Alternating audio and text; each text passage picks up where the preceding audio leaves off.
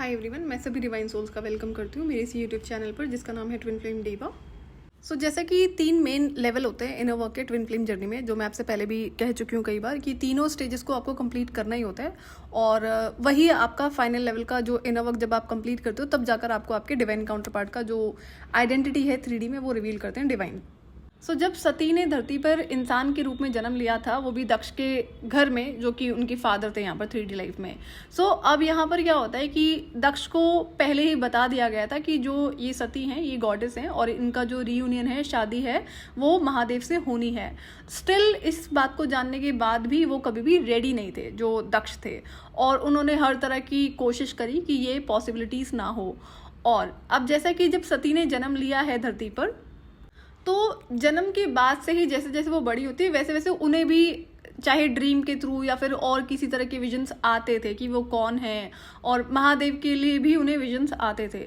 तो अब यहाँ पर क्या होता है, अगर हम जो हमारी डिवाइन फेमिनिन है, यहाँ पर अभी मैं डीएफ को ज़्यादा यहाँ पे फोकस कर रही हूँ, तो ऐसा नहीं है कि अगर आप ट्विन फ्लेम हो, आप रियल डिवाइन फेमिनिन हो, तो आपको मैसेजेस नहीं मिलते होंगे ड्रीम के थ्रू या मे बी और बहुत सारी चीज़ें, चाहे फिर वो इंट्यूशन है या और कोई पावर्स के थ्रू आपसे कम्युनिकेट करा जा रहा हो।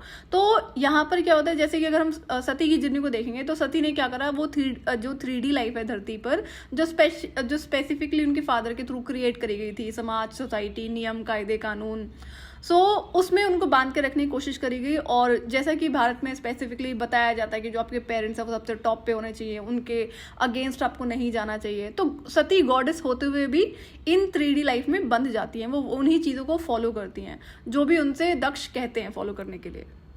तो यहाँ पर कैसे लाइफ चलती है ट्विन फ्लेम की। अब जैसे कि अगर डीएफ की बात करेंगे तो डीएफ ने यहाँ पर जब जन्म लिया, और ऑब्वियसली बात है पेरेंट्स हैं, 3D लाइफ है, तो उन्होंने बोला कि बेटा शादी कर लो, तो हमारी डीएफ ने शादी कर ली। अब क्या होता है कि जब अवेकनिंग होती है, बहुत सारी डीएफ को ऐसे पता चलता है कि भाई अब तो शादी हो चुकी है, कि मतलब आपकी शादी हो रखी है। अभी डिवाइन काउंटर पार्ट के बारे में बात नहीं करते हैं कि आपकी शादी हो रखी है और आपको पता चलता है कि अब एक्चुअली में कोई आपका ट्विन फ्लेम है। और तो अब यहाँ पर सिचुएशन क्या होगी, तो आप इस सिचुएशन को समझ रहे हो कि जो 3D लाइफ है, जब आपसे कहा गया कि बेटा आप शादी कर लो, और ऐसा नहीं है कि आपको मैसेजेस नहीं मिलते होंगे ट्विन फ्लेम कनेक्शन में होने के या फिर आपके डिवाइन चाइल्ड होने के, फॉर श्योर एटलीस्ट ड्रीम के थ्रू तो मैसेजेस आपको मिलते होंगे। आप जो रिपीटेड ड्रीम्स होते हैं, उस पर मैं पहले भी आपको बोल चुकी हूँ, एक बार आप उनको नोट्स बनाना शुरू कर दो, वो आपको आगे इनर वर्क में बहुत हेल्प करेंगे।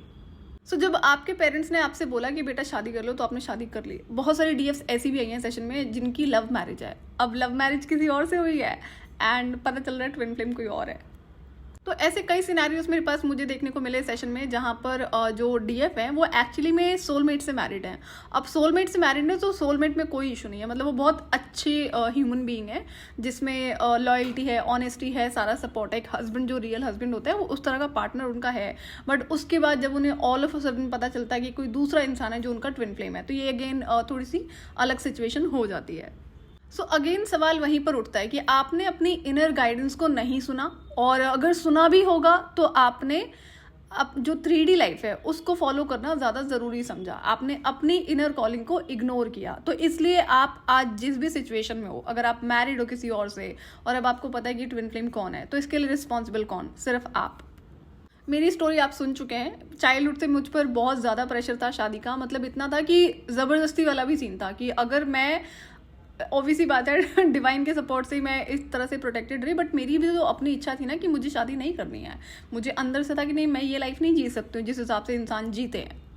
और जो मुझे इनर कॉलिंग होती थी, चाहे वो स्पिरिट कम्युनिकेशन था या फिर जो ड्रीम्स के थ्रू मैसेजेस आते थे, और बड़ी सारी चीज़ें मेरे साथ होती थी बचपन से, तो मैं उन चीज़ों को भी ऑब्जर्व कर रही थी। तो बट ये था कि मैं जो कार्मिक फैमिली है उसके अगेंस्ट में जाती हूँ कि नहीं, शादी तो मैं नहीं करूँगी, और अगर कभी करनी होगी तो अपनी इच्छा से करूँगी, अपने टाइमिंग पे करूँगी। और करियर अगेन फोकस रखा था मैंने, उसके पीछे रीज़न था क्यों, क्योंकि रिश्तों में मैंने बहुत डिसरिस्पेक्ट करते लोगों को देखा है। तो किसी भी तरह का कॉम्प्रोमाइज़ मेरी डिक्शनरी का पार्ट नहीं है। तो ये भी रीज़न था कि नहीं, जो डिवाइन ने बोला है वही सुनना है। और डिवाइन कम्युनिकेशन में आने से बहुत पहले से मुझ पर शादी का प्रेशर रहता था।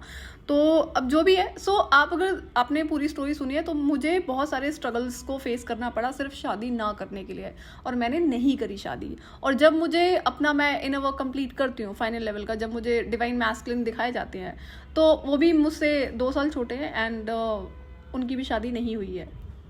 तो अगर हम गॉडेस सती की जो जर्नी देखेंगे इनिशियल डेज की, जब महादेव से वो कभी डायरेक्ट मिली नहीं थी, सिर्फ उन्हें विजन्स आते थे और जिस हिसाब से उनको उनका ब्रेन वॉश करने की कोशिश करी जाती थी कि नहीं आपको शिव भक्ति नहीं करनी है, जो उनकी फैमिली में एक्चुअली में दक्ष के थ्रू बताया जाता था, तो उनकी पूरी फैमिली उन्हें फॉलो करती थी। तो इनिशियल डेज में सती ने भी यही करा है। तो यहाँ पर अगर आप अपनी लाइफ को देखोगे तो आपने भी क्या करा, आपने इनर कॉलिंग को इग्नोर किया और आपने क्या करा कि जो 3D लाइफ है उसको फॉलो करना शुरू कर दिया। अब अगर हम जो सती का लेवल है यहाँ पे डिवाइन फेमिनिन की बात करेंगे कि आप 3D लाइफ से एक्चुअली में मैंने देखा है बहुत सारी फीमेल्स हैं जो बंधी होती हैं कि अगर इंसान गलत है तो भी उसको रिश्ते में रखना है, उसके साथ रहना है, उसकी रिस्पेक्ट करनी है। मैं तो कभी नहीं कहती कि आप ऐसे लोगों से लड़ो झगड़ो, मैं तो ये कहती हूँ कि अपनी सेल्फ रिस्पेक्ट का ध्यान रखो। हमारे साथ कैसे पेश आना है ये हम इंसान को सिखाते हैं। और जो 3D मैट्रिक्स है ना, वो सती के लेवल का ही मैट्रिक्स है कि यहाँ पे जो इंसान 3D लाइफ में बना हुआ है कि जैसे इसमें बड़ी सारी और चीज़ें आ जाती है कि समाज, सोसाइटी और बड़ी सारी और भी चीज़ें। मैं कभी 3D मैट्रिक्स पर एक पर्टिकुलर वीडियो आपसे शेयर कर दूंगी। अब समाज और सोसाइटी से क्या मतलब है कि जब आप गलत चीज़ों को फॉलो करना शुरू करते हो जो कि समाज की बनाई हुई चीज़ें हैं, लेकिन यहाँ पे जो आपके इविल एंटिटीज जो as twin flame coaches act करते हैं वो आपको क्या पढ़ाते हैं समाज सोसाइटी के नाम पे कि ये तो सोल की जर्नी है, तो आप अगर एक्स्ट्रा मैरिटल रिलेशनशिप में जा रहे हो तो वो बड़ा ओके है। ये आपके इविल एंटिटीज जो हैं यहाँ पर ट्विन फ्लेम कोचेज एक्ट कर रहे हैं, ये इनके पढ़ाए हुए पार्ट हैं जो लोग पढ़ भी लेते हैं। इंसान की जो लाइफ होती है धरती पे वो अगेन आपके कर्मों से बंधी होती है। तो आप जो भी कर्म कर रहे हैं आप उसके लिए रिस्पॉन्सिबल हैं, उसका कर्मफल आपको मिलेगा। तो आप ध्यान रखना कि कभी भी डिवाइन कनेक्शन में होने की वजह से आप गलत चीज़ों को प्रैक्टिस नहीं कर सकते हो समाज और सोसाइटी के नाम पे। समाज, सोसाइटी और बड़ी सारी चीज़ें हैं जो गलत चीज़ें प्रैक्टिस करता सिखाता है, वो एक अलग चीज़ है। सेपरेट वीडियो से भी मैं ज़रूर शेयर करूंगी। सो आई एम श्योर कि आपको डिफरेंस ज़रूर पता होना चाहिए कि समाज, सोसाइटी का मतलब ये नहीं है कि आपको उनकी परवाह नहीं करनी चाहिए और आप एक्स्ट्रा मैरिटल रिलेशनशिप में चले जाओगे इवन तो अगर आप ट्विन फ्लेम हो। नहीं, ये बिल्कुल भी डेफिनेशन नहीं है। ये एक्चुअली में एक गलत लेसन है जो आपको पढ़ाया जा रहा है और आपको नहीं सीखना है। सो जब डिवाइन फेमिनिन को अपने ट्विन फ्लेम कनेक्शन में होने का पता चलता है तो वो एक्चुअली में सती के लेवल पर ही होती हैं। हाँ, कुछ ऐसी भी डीएफ हैं जो उससे थोड़ा सा ऊपर उठी हुई होती हैं और उन्होंने कुछ हद तक अपनी लाइफ में अपना कंट्रोल अपने हाथ में रखा होता है, बट बहुत सारी ऐसी डीएफ हैं जो एक्चुअली में सती के लेवल पर होती हैं। तो जब कनेक्शन को जानने के बाद आप एक्चुअल में रियल इनर वर्क करना शुरू करते हो तब जाकर आप सबसे जो सेकंड लेवल है उसको अचीव करते हो, जो है गॉडेस पार्वती का लेवल। तो इस लेवल पर क्या होता है, आप हर तरह की जो रिलीजिंग है, क्लेंजिंग है, हीलिंग है, उन सारी चीज़ों को करते हो। और अगर आप कर्स फैमिली में आए हो तो आपके पास और ज़्यादा चीज़ें होती है करने के लिए। सो जब मैंने हीलिंग करना शुरू किया था तो बहुत सारी चीज़ें मुझे समझ में आती है कि डीएनए के थ्रू मुझे पास ऑन हुई हैं। क्यों? क्योंकि मैं हमेशा से सुपर कॉन्शियस लाइफ जीती आई हूँ, बट स्टिल उसके बाद जब मैं पैटर्न्स को रिकॉग्नाइज करना शुरू करती हूँ तो हाँ, छोटे छोटे से कार्मिक पैटर्न थे और फैमिली में और बड़े सारे पैटर्न्स थे जो मुझे विजिबल थे। तो बहुत सारी हीलिंग मैंने और भी कर दी थी। क्यों? क्योंकि मुझे पता था कि एक तो मैं 15th जनरेशन का पार्ट हूँ, तो मुझे पिछली 14 प्लस करंट जनरेशन को हील करना था और आने वाली जनरेशन को फ्री करना था इस कर्स से। तो मैंने काफ़ी सारी एक्स्ट्रा हीलिंग भी कर दी जो कि मेरी रिस्पॉन्सिबिलिटी थी। और पार्वती के लेवल पर ही आप क्या सीखते हो कि जो बाउंड्रीज होती हैं आपके लाइफ में, हर तरह की बाउंड्रीज आप वहाँ पर एक्चुअली में क्रिएट कर लेते हो, सिर्फ सीखते नहीं हो। सो जो गॉडेस पार्वती का जो सेकंड लेवल है आपके इनर वर्क का, वहाँ पर आप सारी क्लेंजिंग, हीलिंग, एक्टिवेशंस ये तो कर चुके होते हो, प्लस में सारी बाउंड्रीज क्रिएट कर लेते हो। हर तरह की कोडिपेंडेंसी खत्म हो जाती है सेकंड लेवल पर। और सेकंड लेवल पर ही आपके हर तरह के जितने भी कार्मिक लेसन्स होते हैं, कार्मिक साइकिल्स होते हैं, वो भी आप ब्रेक कर चुके होते हो। और सेकंड लेवल में एक्चुअली में टाइम लगता है, इसलिए मैं आपसे काफ़ी टाइम से कह रही हूँ कि सेकंड लेवल के इनर वर्क में बहुत सारी चीज़ें आपको करनी पड़ती हैं।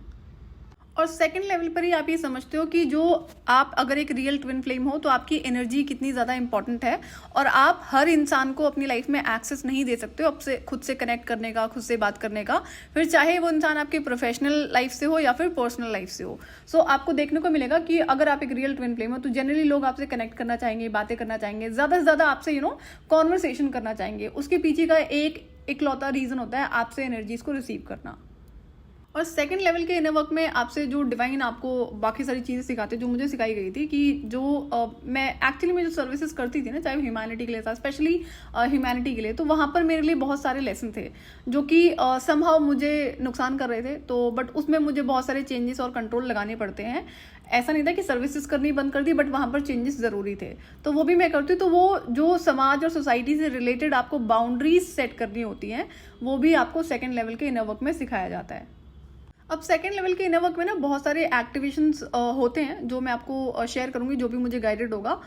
तो उसमें क्या होता है कि अब जब आप सेकंड लेवल के इनर वर्क को करना शुरू करते हो ना, तब आपको एक्चुअली में एनर्जी वर्क समझ में आता है कि ये कितना ज़्यादा इंपॉर्टेंट है और इस पर कितनी सारी बाउंड्रीज आपको सेट करने की ज़रूरत है, अदरवाइज आप हमेशा ड्रेन होते रहोगे। तो जब ये एक्टिवेशंस होना शुरू होते हैं ना, अब जैसा कि मेरी अवेकनिंग के बाद में तो इमीडिएटली डिवाइन ने बहुत सारे एक्टिवेशंस ऑलरेडी कर दिए थे, उसके बाद में मुझे और गाइडेंस थी जो बाकी एक्टिवेशंस मुझे करने थे। तो ये ना पावर्स थोड़ा हैंडल करनी मुश्किल हो जाती है, बट करना था, डिवाइन गाइडेंस थी कि इसके बिना तो आप आगे नहीं बढ़ सकते हो, ये लेवल था जो कंप्लीट करना था। तो जो मुझे कहा जा रहा था वो मैं कर रही थी। तो आपको समझना होगा कि जो एक्टिवेशंस होते हैं ना, इनकी जब पावर्स आपको देखने को मिलती हैं तो उसको हैंडल करना सीखना होता है। तो सेकंड लेवल के वर्क में आपको बहुत सारा काम करना पड़ता है इन वर्क में। अब बात आती है थर्ड लेवल पे। थर्ड लेवल पे क्या होता है, आप जैसा कि आप एक रियल गॉडेस हो धरती पे, ठीक है, और आपके अंदर बहुत सारी शक्तियां हैं। सो अब जैसे कि आप इनर वर्क करना शुरू करते हो ना, तो आपको अपनी ही पावर्स बहुत जल्दी देखने को मिलेंगी। जिन शक्तियों को एक्टिवेट करने के लिए, पाने के लिए दूसरा इंसान ना जाने कितनी साधनाएं करता है, कितने सारे कर्म करता है, तो भी उसको वो चीज़ें नहीं मिलती हैं। लेकिन अगर आप एक रियल ट्विन फ्लेम हो, आप इस इनर वर्क को करना शुरू करोगे तो आपको बहुत जल्दी ये पावर्स खुद में देखने को मिलेंगी। तो जो फाइनल लेवल का इनर वर्क है, यहाँ पर आ जाता है गॉडेस काली का स्वरूप। अगेन सारे जितने भी गॉडेस के स्वरूप हैं वो आपके अंदर एग्जिस्ट करते हैं, और मैं नॉर्मल इंसान की बात नहीं कर रही हूँ। डिवाइन फेमिनिन की, डिवाइन मैस्कुलिन की एनर्जीज बहुत डिफरेंट होती हैं, जिसे इंसान बहुत आसानी से रिकॉग्नाइज कर लेते हैं, और ये एक बहुत बड़ा रीजन है कि आपको बहुत ज़्यादा हेट, जेलिसी से गो थ्रू करना पड़ता है अननेसेसरी। सो फाइनल लेवल तक आपको आपका जो सोल मिशन है वो बहुत क्लियरली, कंप्लीटली क्लियर होता है डिवाइन की तरफ से। और फाइनल लेवल का जब मैंने इनर वर्क कंप्लीट किया ही था, तब मुझे डिवाइन मैस्कुलिन की जो आइडेंटिटी है वो रिवील करी जाती है। बट उससे पहले उस कार्मिक ट्विन फ्लेम की जो हायर सेल्फ है उससे डिटैच हुई थी, उसके तुरंत 1-2 हफ्ते के बाद की आई थिंक बात है, या फिर 1-2 महीने के अंदर की बात है, जब ये मुझे डिवाइन मैस्कुलिन की आइडेंटिटी रिवील करी जाती है। सो अब यहाँ पर मिशन तो आपको क्लियर होता है, आपको आपका डिवाइन काउंटर पार्ट का फेस भी दिखा दिया जाता है, सब कुछ पता होता है इस टाइम पे।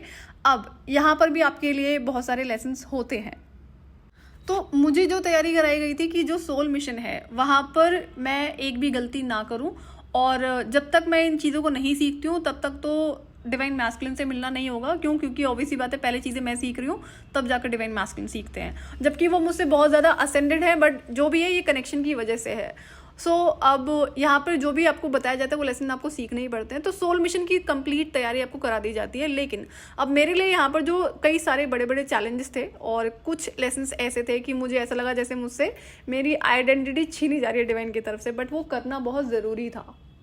तो सबसे जो बड़ा मेन यहाँ पर एक लेसन था, कई सारे और भी थे, तो वो था एंगर। अब जैसे जो मैं रियलाइज़ करती हूँ कि अगर गुस्सा आया तो वो जल्दी नहीं जाता है, और अगर आप फाइनल लेवल के इनर वर्क में पहुंच चुके हो तो ऑब्वियस सी बात है कि आपके अंदर ऑलरेडी बहुत सारी शक्तियां हैं। आपको गुस्सा आएगा तो आपके जो गाइड्स हैं, आपके एंसेस्टर्स हैं, और बड़े सारे जो भी स्पिरिट्स आपके साथ होती हैं, जो आपको बिल्कुल साइन होंगी। क्योंकि सेकंड लेवल के इनर वर्क में मैं कुछ चीज़ें ऐसी कराऊंगी जहाँ पर आपको जब डिवाइन प्रोटेक्शन दी जाती है तो आपको जो डिवाइन स्पिरिट्स हैं आपकी प्रोटेक्शन के लिए आपकी लाइफ में वो एंटर करती हैं, उनको आप देख पाओगे। मैं अभी सेकंड लेवल के इनर वर्क में वो चीज़ें आपसे ज़रूर शेयर करूंगी। तो जो मेजर लेसन है ट्विन फ्लेम्स के लिए, कि जो इंसान है ना, चाहे वो नेगेटिव लोग हैं या इविल लोग हैं या फिर नॉर्मल ह्यूमंस हैं, हर इंसान आपसे एनर्जीज लेना ही चाहता है। अब इसके लिए वो अलग अलग टैक्टिक्स को यूज़ करते हैं। अब जैसे जो दुष्ट लोग आपको जर्नी में मिलेंगे, चाहे अभी मिलते हो या फिर बाद में मिलेंगे, और मिलेंगे ज़रूर, तो उसमें क्या होता है, उनको वो कुछ ना कुछ ऐसी टैक्टिक्स और ट्रिक्स को यूज़ करते हैं ताकि आपको गुस्सा आए। क्यों? क्योंकि जब आपको गुस्सा ज़्यादा आएगा तो आपकी ज़्यादा से ज़्यादा एनर्जी उस इंसान को रिसीव होगी। तो एक तो आप ड्रेन हो गए, और आपकी एनर्जीज भी उस इंसान को रिसीव हो रही है, उसकी एनर्जीज आपसे शेयर हो रही है। तो इस पर ना आपको बहुत ज़्यादा ध्यान रखना पड़ता है। तो मुझे थोड़ा सा टाइम लगता है इस चीज़ को लर्न करने में, कि नई सिचुएशन चाहे जो भी हो, मुझे गुस्सा नहीं आना चाहिए। तो मुझे गुस्सा नहीं आना चाहिए, इस बात का मुझे एक्स्ट्रा ख्याल इसलिए भी रखना पड़ता है। क्यों? क्योंकि मुझे पता है अभी तक तो डिवाइन काउंटर पार्ट से 3D में मिलना नहीं हुआ है। अब जब से उनसे अलाइनमेंट हुआ है ना, उनकी हायर सेल्फ से, उनकी कई सारी आदतें हैं जो मुझे अपने अंदर देखने को मिलती हैं, तो समझ में आता है कि मेरी आदत नहीं, उनकी आदत है, और वो क्लियरली विजिबल है उनके अंदर। तो अब मैं ये सोचती हूँ कि जब मेरा उनसे 3D में मिलना होगा, तो जब हम आसपास होंगे ना और साथ में होंगे, तो जो भी एनर्जी मुझ में उस टाइम होगी वो उनको भी पिकअप होगी। तो अगर मुझे गुस्सा आ रहा है तो उनको भी तो गुस्सा आएगा ना। ये तो ट्विन फ्लेम कनेक्शन है। तो ऑब्वियसली बात है, जब आप किसी के लिए बहुत ज़्यादा कंसर्न हो, फिर चाहे वो प्यार है, वो केयर है, तो उस पर और आपको ध्यान रखना पड़ेगा कि यही ट्विन फ्लेम कनेक्शन है। अगर आपको गुस्सा आ रहा है तो आपके डिवाइन काउंटर पार्ट को भी आएगा, और मैं ऐसा कभी नहीं चाहूंगी। मुझे कि मैं खुश रहूं, मैं अपना ध्यान रखूं, तो उधर भी वो अपना ध्यान रख ले। तो जितना आप अपनी एनर्जीज का ध्यान रखेंगे, आप काम रहेंगे, खुश रहेंगे, उतना आपके डिवाइन काउंटर पार्ट की भी एनर्जीज ठीक रहती हैं। अब वाइस वर्सा ये दोनों को ही करना होता है, वो तो जब आप मिलोगे तब की बात है, अभी तो इनर वर्क ही करना है। तो अब जो डिवाइन मैस्कुलिन को मैं देखती हूँ, बहुत फर्क है। जब मैं कार्मिक ट्विन फ्लेम से मिली थी तो उसकी एनर्जीज को मैं बहुत अच्छे से ऑब्जर्व कर पाती थी सिर्फ अवेकनिंग के बाद, कि अगर इसको गुस्सा आ रहा है तो वो मुझे अचानक से फील होता है, अगर ये दुखी है तो मुझे वो भी फील होता है। तो उसकी हर तरह की एनर्जीज मुझे फील होती थी। और एक इंसान, चलो कार्मिक ट्विन फ्लेम तो ब्लॉक्ड ही होता है, तो उससे तो क्या ही फर्क पड़ता है, लेकिन अगर हम डिवाइन मैस्कुलिन की बात करेंगे जो कि असेंडेड होते हैं, हील्ड होते हैं, तो वो भी अपने आप को ना बहुत काम और बैलेंस रखते हैं। तो हमारी भी रिस्पॉन्सिबिलिटी बनती है कि हमें भी अपना ध्यान रखना चाहिए, अपनी एनर्जीज का ध्यान रखना चाहिए। जबकि ऐसी सिचुएशंस बहुत ज़्यादा बैक टू बैक होने लगी थी मेरी लाइफ में, जब मैं उस स्पिरिचुअल प्लेस पे जाती हूँ, तो सिर्फ ये इसी लेसन को सिखाने के लिए। क्यों? क्योंकि मिशन के टाइम पे तो ये बहुत ज़्यादा होगा। तो फाइनल लेवल के वक्त में जब मुझे बहुत सारी चीज़ें डिवाइन चेंज करने के लिए बोल रहे थे, तो मैं बोल रही थी नहीं, आपने ना बहुत ज़्यादा एक्सपेक्टेशन लगा लिया मुझसे, ये मेरे बस की बात नहीं है। बट देन अब जो था वो तो करना ही था। ये पहली बार ऐसे मैंने बोला। क्यों? क्योंकि जब पूरी लाइफ वो चीज़ मैंने नहीं करी अभी तक, मुझे कभी ज़रूरत नहीं पड़ी, बट आगे पड़ेगी। तो डिवाइन अपनी जगह पर ठीक थे और मुझे वो चीज़ सीखनी ही पड़ती है। तो मुझे चाहे जो भी चेंजेस करने के लिए बोले जाते हो, कोई भी काम हो, मैंने कभी डिवाइन से नहीं बोला कि ये काम मेरे बस की बात नहीं है। कभी इंसानों को भी नहीं बोला है, जो चाहे अगर ऑफिस की भी बात रही होगी या पर्सनल लाइफ में कोई रीजन रहा होगा, तो ये शब्द कभी निकलता ही नहीं था मेरे मुंह से ना कि मुझसे हो नहीं सकता, ये मेरे बस की बात नहीं है। But at the end final level के इनर वर्क तो कंप्लीट हो ही चुका था। ये सिर्फ लेसन्स थे, और लेसन्स के रीजंस की वजह से मैं बोलती हूँ कि नहीं, आपने बहुत ज़्यादा एक्सपेक्टेशन लगा रखी है, आपको ये नहीं एक्सपेक्ट करना चाहिए मुझसे। बट अगेन बात क्या आ जाती है डिवाइन मैस्कुलिन पे, तो जो आदत मुझ में है वही उनमें भी है। तो अगर मैं चेंज नहीं करूँगी तो वहाँ पर भी चेंज नहीं होगी। तो वो चीज़ मुझे क्लियरली देखने को मिलती है। तो इसलिए फिर मुझे वो चेंजेस करने थे। मैंने थोड़ा सा टाइम मांगा कि नहीं, मैं इस पे काम करती हूँ, और टाइम तो चाहिए था, ऐसे तो पॉसिबल नहीं था ना, आपने बोला और मैं कर लूँगी, पॉसिबिलिटीज ही नहीं थी। तो फाइनल लेवल के इनर वर्क में मुझे ये था कि नहीं, आपने बहुत ज़्यादा मैच्योरिटी मुझसे एक्सपेक्ट कर लिया। मैं तो छोटे बच्चों की तरह हमेशा से रही हूँ। हाँ, सिचुएशंस को अच्छे से हैंडल करा है, बट देन यहाँ पे बहुत सारे कंट्रोल चेंजेस आपको लगाने पड़ते हैं। और फाइनल लेवल में और भी बहुत सारी चीज़ें सीखने को मिली मुझे, जो डिवाइन की तरफ से सिखाई जा रही थी। तो वो भी मैं अपकमिंग वीडियोस में शेयर कर दूंगी। बट आई एम श्योर कि हर ट्विन फ्लेम का जो मिशन है वो डिफरेंट होता है, आपके लेसन्स भी डिफरेंट होंगे, बट बहुत सारे ऐसे होंगे जो कॉमन होंगे। तो जो कॉमन कार्मिक लेसन्स हैं वो मैं आप लोगों से ज़रूर शेयर करूंगी। सो जो फाइनल लेवल का इनर वर्क है, वहां पर आप कंप्लीटली इंडिपेंडेंट होते हो, कंप्लीट मेच्योरिटी होती है सोल मिशन को हैंडल करने की, सोल मिशन को सर्व करने के लिए आप रेडी हो जाते हो। और पॉसिबिलिटीज है कि आप, मैं ये नहीं कहती कि आप डायरेक्टली डिवाइन कम्युनिकेशन में आएंगे। जिस तरह से मैं रहती हूँ, मैं उस पर कुछ भी नहीं कह सकती हूँ, आप खुद को ज़्यादा जानते हैं। वो तो जब इनर वर्क करोगे तो वो टाइम बताएगा। लेकिन ये है कि उस टाइम पे आपको किसी और की गाइडेंस की ज़रूरत नहीं पड़ेगी। तो एक ट्विन फ्लेम अगर अपनी इनर कॉलिंग को भी फॉलो करता है, इंट्यूशन को भी फॉलो करता है, तो भी वो लाइफ में भटकता नहीं है। वो हर आगे जैसे बढ़ता है, उसको वैसे वैसे रास्ते उसकी हायर सेल्फ, उसकी इंट्यूशन दिखाना शुरू कर देती है। बाकी डिवाइन तो है ही, एक्चुअली में तो सारा कंट्रोल डिवाइन के हाथ में है। लेकिन पहले आपको रेडी होना पड़ता है कि भाई आप चलने के लिए आप तैयार हो। अगर आप वहीं रुके रहोगे और आपको लगता है डिवाइन अचानक से कुछ कर देंगे, तो ये ऐसा नहीं होता है।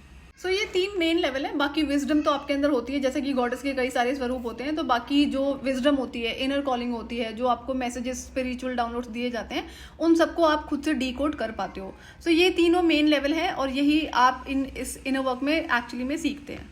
और फाइनल लेवल में पहुंचते पहुंचते आप अपने 5 एरियाज की मास्टरी कर चुके होते हैं। Mental, emotional, physical, financial and spiritual, अपने सारे कार्मिक लेसन्स को सीख चुके होते हैं।